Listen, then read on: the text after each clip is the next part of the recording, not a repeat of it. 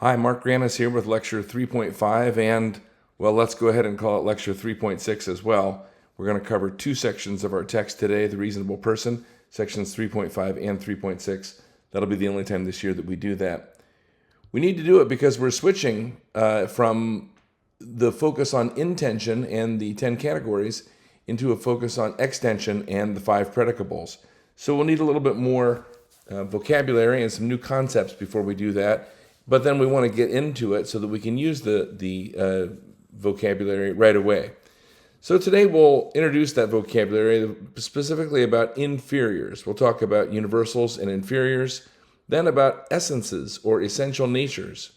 Once we have that in place, we can talk about predicables in general, and then about the first 3 predicables that we will study, the so-called essential predicables of species, genus, and difference. Well, what about these universals and inferiors? So far, we've been considering universal concepts in terms of their intention. And just to remind everyone what universals are concepts that extend to many things by virtue of something that they all have in common. Tree is a universal. Dog is a universal. No two dogs are alike, but when you see one, you know, oh, that's a dog, because you know the universal of dog. From this perspective, that is this perspective of intention, universal concepts consist of many notes, right? We can sum them all up in one word like dog, but we know that when we use the concept dog, we are also using the concept of animal and the concept of mammal and lots of other concepts there. So there are many notes in the concept when we think about it in terms of its intention. And as we did in the last lecture, we can take those out one at a time, unpack those notes, and sort them into the 10 categories, all those different elements of meaning. Now what we want to do is to consider universal concepts in terms of their extension rather than their intention. And again, as a reminder, extension is the entire collection of things in the real world represented by a concept. So if we're thinking about concepts in terms of their extension rather than their intention, we're going to slice them and more finely in a different way. Universal concepts will refer to many inferiors. So in some sense, universal is to note on the intention side what universal is to inferior on the extension side. But let's be a little bit more specific than that. We can define an inferior as any less extensive part of the group of things to which a universal concept refers. So, for example, Socrates is an inferior of many universals. Socrates is a man, he's a less extensive part of the group of things to which the concept man refers. Socrates is an animal, he's a less extensive part of the group of things to which the universal concept of animal refers. So Socrates is an inferior of the concept man, an inferior of the concept animal, and also of the concept of Greek and the concept of philosopher and the concept of people missing a few teeth and so on. It's not only individuals that can be inferiors. Universals can also be inferiors to other universals. For example, when I say mammals are vertebrates, which one of those is inferior? Well, it's going to be the one that is less extensive. Mammals are less extensive than vertebrates. All mammals are vertebrates, but there are some vertebrates that are not mammals, right? And note when I say this, that this idea of inferiority here has nothing to do with status. We can say that the King of England is an inferior of people who live in the British Isles. Right? Because the king is a person who lives in the British Isles, just like all the other people who live in the British Isles. So inferior doesn't have any connotation of status here. It's only whether it is part of a less extensive part of the group of things to which the concept refers. Okay, so that's universals and inferiors. Let's talk about essential natures. And here, let's consider 3 statements about Socrates. We can say that Socrates is a man, we can say that Socrates is an animal, or we can say that Socrates is shorter than a Ford truck.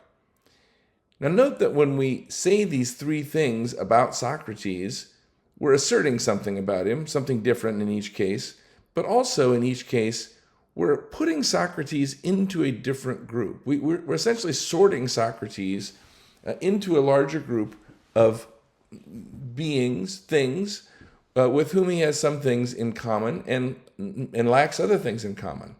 Statements 1 and 2, for example, seem more important than statement 3 because they identify something essential about Socrates that he shares with those things around him. If he looks around with the people of whom it could be said that Socrates is a man, if we sort him with those people, he'll find other men. There'll be Thales and Heraclitus and Pythagoras, and the boys will all be there. But if we put him in with the animals, well, Thales and Heraclitus and Pythagoras and the boys will still be there, but also fruit bats and trained monkeys and so forth, things with which he doesn't share quite as much. And then if we sort him with all the things that are shorter than a Ford truck, well, that probably includes Thales and Heraclitus and Pythagoras and also some fruit bats and trained monkeys.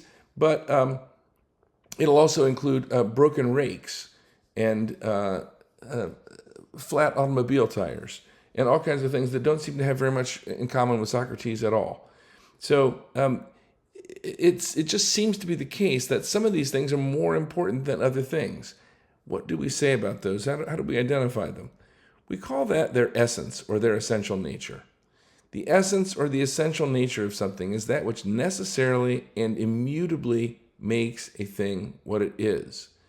Necessarily. In other words, if it were otherwise, it wouldn't be it couldn't be that thing.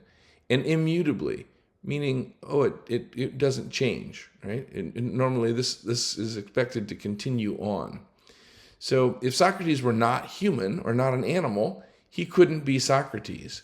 Whereas if Socrates were taller than a Ford truck, yeah, he could still be Socrates. That there's no contradiction involved in thinking of Socrates as being the same person, even though he's a little bit taller, right? So that just seems to be less important. Now, there's a parallel definition here of substance in metaphysics, where it's often defined as the eternal, unchanging essence of a thing, without which it would not be that thing, but would instead be something else. This is essentially the same thing as the definition of essence and essential nature that I've given you. I have not wanted, and indeed many people use substance for both words. I have wanted to use a separate word for substance to help you with the distinction between substance and accident. So we've defined substance, to emphasize the idea that it stands under all the accidents, rather than to leap toward this concept of eternal, unchanging essence, which is a little bit harder thing to get our minds around. But these are the same thing, and you see the eternal, unchanging essence of a thing without which it would not be that thing. Well, that's pretty much saying the same thing as essential nature, that which necessarily and immutably makes a thing what it is. So these really are the same things, and if you see substance defined in metaphysics textbooks in a way that it parallels what we are calling essence or essential nature here, well, don't be surprised by that. That's not a mistake. But is it really immutable? Is it really unchanging? Or are there examples of things that change their substance or change their essential nature? There are. A lot of people, think about caterpillars and butterflies, but that's not really right because it's part of the essential nature of the caterpillar to become the butterfly. In other words, the change is sort of baked into the cake there. But what about chemical reactions? Aristotle didn't really understand chemical reactions, but later philosophers like Thomas Aquinas considered chemical reactions to involve substantial changes, where one substance is destroyed and a new substance comes into being. Burning or combustion, right, where have sometimes been seen as involving substantial change. Also digestion. You eat something and it becomes a part of you. Some of the people in the Middle Ages thought digestion involved substantial change as food is transformed into the person who ate it. The generation of living things, when a new life comes into being, a new substance is created. And it's created out of things, it's not created from nothing, it's created out of things that are already in existence.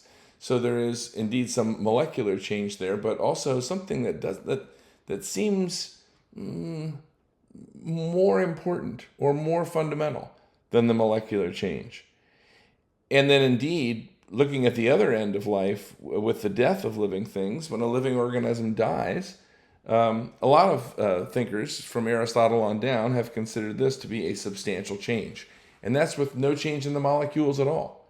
That somehow the living substance of the person has ceased to exist, and now this pile of matter has become a corpse, which is a different thing, but bereft of its soul or its animating principles, it has now changed in substance.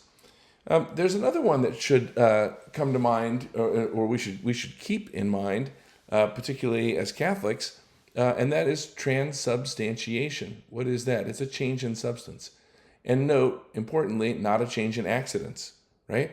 So many religious wars fought over transubstantiation by people who probably didn't understand it too well. Many people have undoubtedly been burned at the stake for a poor understanding of Aristotelian metaphysics, and all you have to worry about is the Unit 3 test, so count yourselves lucky. All right, with all that in place, now we can talk about predicables in general. We can define a predicable as one of 5 types of relationship that can exist between a universal and an inferior. The words that I have highlighted in red are the words that emphasize that this is always going to be a relationship between things. Therefore, without both a universal and an inferior, there can be no relationship and hence no predicable. I can't say what is the predicable of man because there's no between. It's like asking what is the difference between a duck. Right? I can ask you the category of lion, but I can't ask you the predicable of lion. Whereas I can't ask you the category of lions are animals, but I can ask you the predicable of lions are animals. Because lions are animals states a relationship between an inferior and a universal, and we can categorize that as a particular type of predicable. Now, with the 10 categories, we noted this bold claim that there are really only 10 different buckets that you can sort all the kinds of notes into all over the universe. A pretty amazing feat of cognition there by Aristotle. And something similar has happened on the side of the 5 predicables. There are, believe it or not, only 5 predicables. There are only 5 types of relationship that can exist between a universal and an inferior. And here they are: species, genus, difference, property, and accident. These are the 5 predicables. And we're going to learn them in 2 tranches. We'll learn the first 3 today, the essential predicables, and then we'll learn the non-essential predicables, numbers 4 and 5, tomorrow. All right, the first essential predicable is species. Species is a predicable that extends to many things that differ only non-essentially and numerically, and which states the whole essence of the subject. Okay, so differs non-essentially and numerically. What does that mean? Well, if we sort Socrates with his species, that is with other men, that puts him with other people. But they're other people. They're not the same person. In other words, they're numerically different. They differ numerically from Socrates because we can count them. And if we're counting them, we use a different number for each one of them. That's all that we mean by saying that they differ numerically. And some of them don't speak Greek, but they're still humans. In other words, they have differences. In fact, no 2 are the same, but they are not essential differences. They are all essentially the same in the same way that we say that all men are created equal. This distinction of species is logical, not biological. Now, of course, back when there were not separate ways of thinking about logic and biology, you would expect this to go the same way. And I honestly don't know how biologists today decide a species. I suspect it has something to do with genetics, but that's more than I know. Logically speaking, to state a species relationship, the universal has to be essential to the inferior, and it must state the entire essence of the inferior. In other words, it can't be non-essential, and it can't only state part of the essence. It's got to be the whole thing, right? What about statements that go beyond the entire essence by adding more intention? For example, what if we say that Socrates is a philosopher instead of just a man? Or what if we say Mr. Grannis is a logic teacher? These are non-essential predicables. That is, once you know that Socrates is a man or that Mr. Grannis is a man, you know everything essential about Mr. Grannis. There's other stuff that might be interesting. There's other stuff that might be important on occasion. But you know everything essential already. That any difference among people, among human beings, is non-essential once you get to the fact that they are human beings. So let's just think about that for a minute. Species is in this sense in the middle. In other words, it's not the most specific thing that we can say.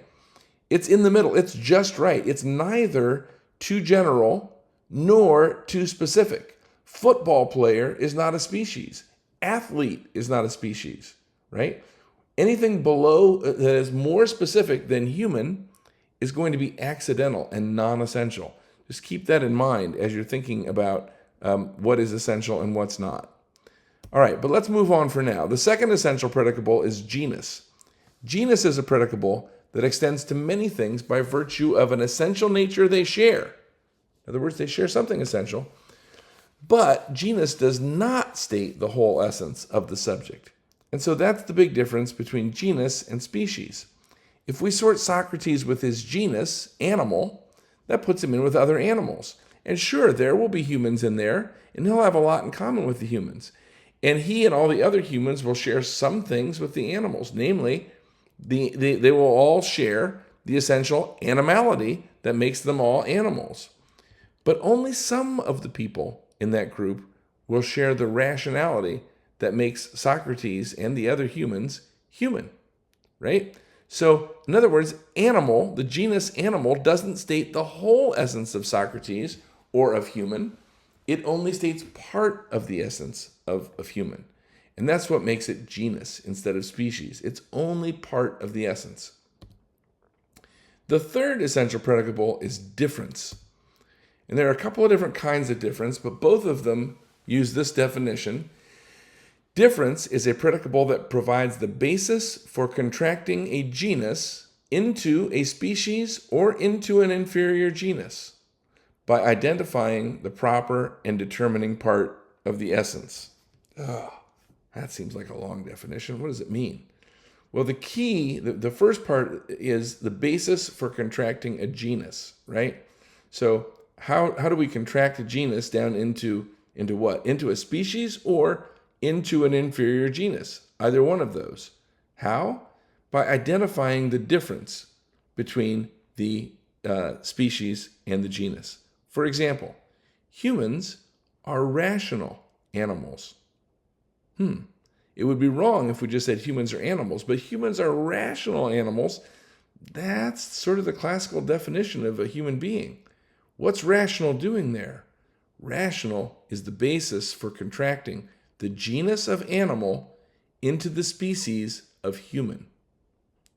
Now we call this a specific difference. See that word species is hiding in there? We call this a specific difference because it contracts the genus animal to a species man, right? Or human.